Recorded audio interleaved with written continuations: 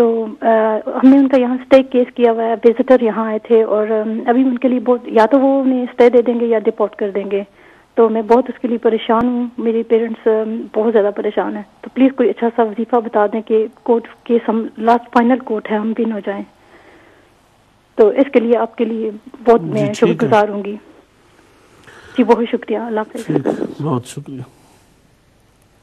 جی۔ تو ان دونوں آیات کریمہ کی روشنی میں اس کی تفسیر جہاں سے بھی کوئی دیکھنا چاہے متقدمین کی تفاسیر میں دیکھ سکتا ہے کہ شہادت کو شہادت تسلیم نہیں کر رہا، اللہ تعالیٰ تسلیم نہیں فرما رہا، ان کے کلمے کو، ان کی شہادت کو اللہ کے رسول تسلیم نہیں فرما رہے، اور وہ کلمہ گو لوگ ہیں، دونوں مقام پر کلمہ پڑھنے والے ہیں۔ اس لیے غور کرنا چاہیے کہ علماء جو بیان کرتے ہیں اور کہتے ہیں اس بات کو، وہ اس بنیاد پر کہتے ہیں، ہاں اگر کسی فروعی فرق پر ایسے فتوے جڑ دیے جائیں کہ ان کی شہادت نہیں ہے تو یہ غلط ہے۔ جی جی۔ شافعی، مالکی، حنبلی، حنفی کا جو فرق ہے، ان میں کبھی کوئی نہیں کہتا کہ شافعی اذان دے رہا ہو تو اذان نہیں ہوتی ہے، ان کی اذان درست ہے، ان کی جماعت درست ہے، ان کی شہادت درست ہے۔ مالکی، حنبلی علل اطلاق کہہ رہا ہوں آپ کے سامنے، کیونکہ ان کے درمیان فروعی فرق ہے۔ فقہ کا فرق جو ہے، طرق جو عبادات کے ہیں ان کے اندر جو فرق ہے، یہ فروعی فرق ہے۔ اس کی بنیاد پر اگر وہ ان کی اذان ہو رہی اذان ہے، شہادت ہے دے رہے ہیں شہادت ہے، ٹھیک ہے جی، جماعت کرائیں جماعت ہے، وہ اس کو کبھی نہیں کہا۔ ہاں جن لوگوں کا اصول دین میں فرق ہے، سرکار دو عالم علیہ السلام کی عزت عظمت کے بارے میں ان کو اختلاف ہے، صراحتاً توہین کے کلمات جنہوں نے بولے ہیں ان کے بارے میں جو فتاوی ہیں ان کی بنیاد فروعی نہیں ہے۔ نبی کریم علیہ السلام کی عزت، عظمت، ناموس، اس کا مسئلہ اصول دین سے تعلق رکھتا ہے، لہٰذا اس بارے میں غیور صاحب نے جو سوال کیا ان کو غور کرنا چاہیے کہ وہ لوگ جو قرآن پاک کے منکر ہیں، وہ لوگ صحابہ کے ارتداد کے قائل ہیں، وہ لوگ جو حضرت ام المومنین پر تہمت یہ تبرہ کے قائل ہیں، اور وہ لوگ جو ائمہ کو انبیاء کے برابر یا ان سے افضل مانتے ہوں، یا نبی کریم علیہ السلام کی صراحتاً توہین کی ہو، آپ کے علم پاک کی، آپ کے خیال پاک کی، یہ اس تمام تفاصیل میرے سننے والے کے ذہن میں موجود ہے کہ میں کس کے بارے میں کہہ رہا ہوں، تو ان پر فتاوی جو ہوئے ہیں وہ اصول کی بنیاد پر ہوئے ہیں، لہذا ان کے بارے میں یہ کہنا کہ ان کی شہادت کو شہادت مان لیا جائے، یہ اسی طرح ہے جس طرح کہ اذا جاءک المنافقون قالوا نشهد انک لرسول اللہ واللہ یعلم انک لرسولہ واللہ یشہد ان المنافقین لکاذبون۔ اس لیے کسی سچے کو سچے ارادے کے ساتھ جب وہ کلمہ پڑھے تو اس پر جواب بھی دینا چاہیے، اور اس کو دل سے ماننا بھی چاہیے، اور اس کی برکات بھی ضرور حاصل کرنی چاہیے، لیکن بد عقیدہ کو کبھی یہ حق نہیں پہنچتا، منہ تو کسی کا پکڑا نہیں جاتا، لیکن یہ فرق ضرور ملوز خاطر رکھنا چاہیے کہ ایک عقیدہ ختم نبوت، سرکار دو عالم علیہ السلام کا ختم نبوت کتنا اصولی عقیدہ ہے، اب اس کے منکرین جو ہے وہ بھی تو شہادت ہی پڑھتے رہتے ہیں۔ اسی طرح صحابہ پاک رضوان اللہ علیہ مجمعین جو مقدس ترین جماعت ہے امت میں، سب سے مقدس، جس کی تعریف قرآن مقدس میں آئی ہے، اب ان کے ارتداد اور کفر کی باتیں کوئی کرے تو اس کی شہادت کو کیسے شہادت سمجھا جائے گا؟ جو رسول اللہ کے شاہدوں کو شہادت کو نہ مانے اس کی۔ اس لیے ان اصول کے پیش نظر غیور صاحب، یہ میں نے پوری تفصیل کے ساتھ کوشش کے ساتھ آپ کو بات بتائی ہے، اس پر اگر کوئی تان کرتا ہے اور ملامت کرنے والا ملامت کرے تو ہمیں وہ ملامت جو ہے وہ بصر و چشم قبول ہے، اور اس کے دلائل قرآن و سنت میں موجود ہیں۔ جزاکم اللہ۔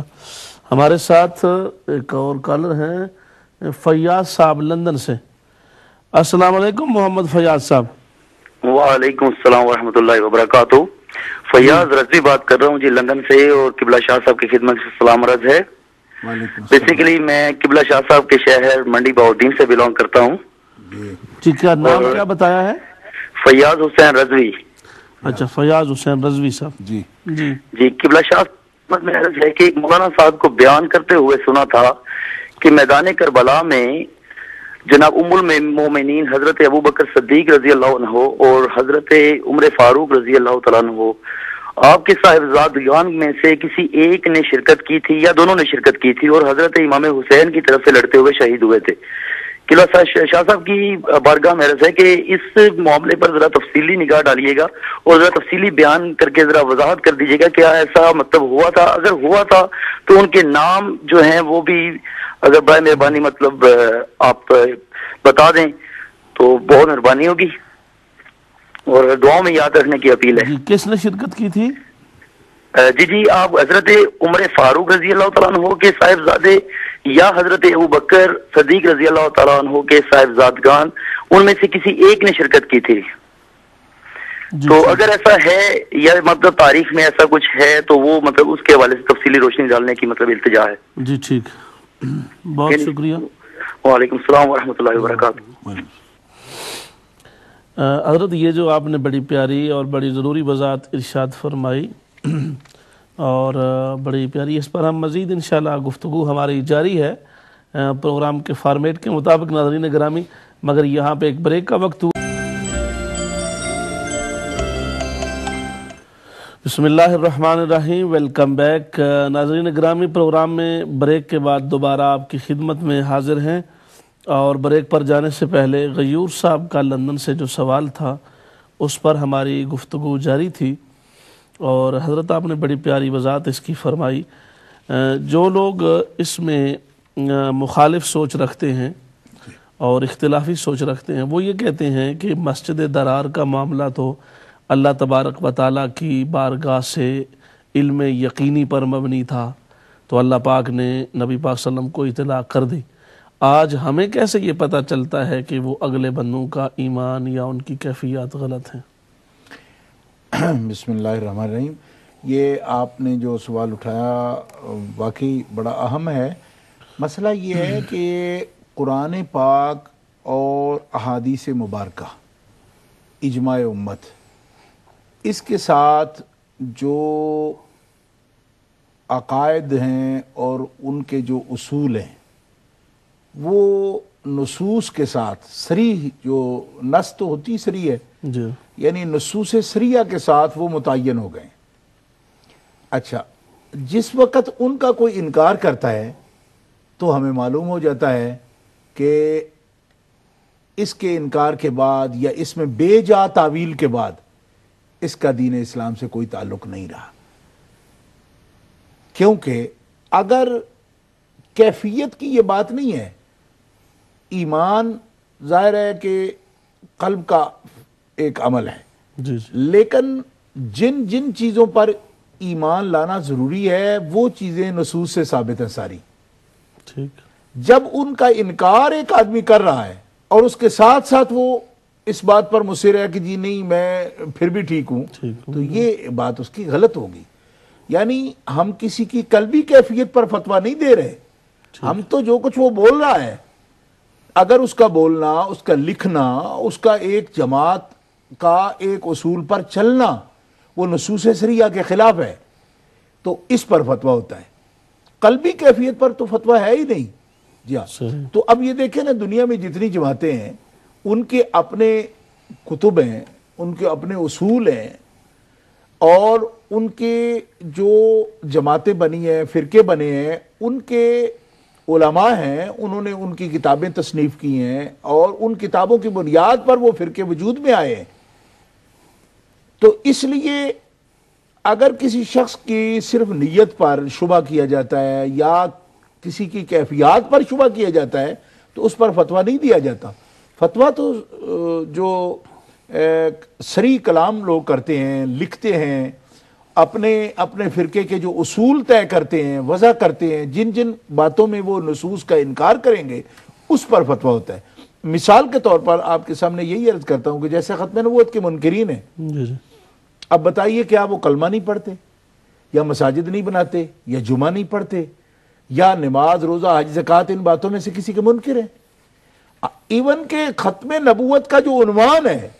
اس عنوان تک کہ وہ قائل ہیں، حتیٰ کہ آپ دیکھیں کہ ان کا مثلا جب ان کی نشریات آتی ہیں تو جس آیت کو سب سے پہلے وہ عنوان بناتے ہیں اپنا بطور ایک ماٹو کے، وہ یہی آیت ہے۔ اس کے باوجود امت کا اجماع ہے اس بات پر کہ وہ دین سے خارج ہیں، کیوں ہے؟ اس وجہ سے کہ جب وہ اس بات کے قائل ہو گئے کہ حضور نبی کریم علیہ الصلوۃ والسلام کے بعد ہمارے فرقے کا جو بانی ہے اس پر وہی آتی ہے، اس پر وہ نبی کا اطلاق کرتے ہیں باقاعدہ، تو اب ختم نبوت کا ڈنڈورا پیٹتے بھی رہیں تو اس کا کیا معنی رہ گیا جب وہ کہ ایک نبی کو باقاعدہ نبی تسلیم کرتے ہیں، یعنی ایک ہی وقت میں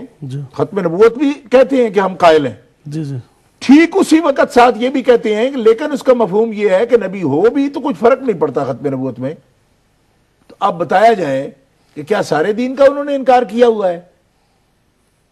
یا ججو پہن لیے ہیں، یا مثلا مورتی کے سامنے وہ سجدہ کرنے لگے ہیں کہ ان کی تکفیر پر امت کا اتفاق ہے؟ معلوم یہ ہوا کہ جو اصول قرآن و سنت کے نصوص شریعہ سے جو اصول قائم ہوئے ہیں 1400 سال سے امت نے جس پر اتفاق کیا ہے، ان کا اگر کوئی انکار کرتا ہے اور اس میں بے جا تعویل کرتا ہے بے جا اپنا مفہوم کرتا ہے، اگر ایسے لوگوں کے ساتھ بھی مداہنت یا سستی کا شکار ہو کر علماء جو ہے اپنے فرائض ذمہ داری اصحاب علم پوری نہیں کرتے، تو پھر دین جو ہے گزرتے وقت کے ساتھ اس کا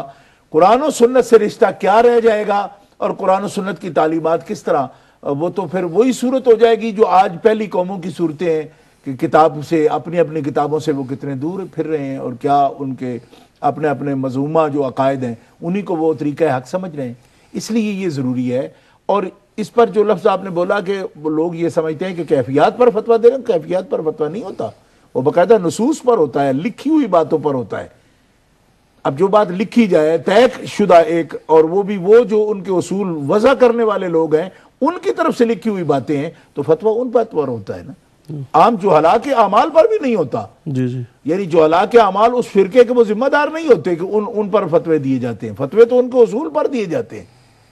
اب آپ دیکھ لیں کہ جتنے بھی خوارج کی جماعتیں ہیں اس وقت جو مختلف ناموں کے ساتھ ہیں، تو ان پر جو فتاویٰ ہوئے ہیں ان کے دوسرے یا تیسرے درجے کے علماء کی کتابوں پر بھی فتوے نہیں ہوئے،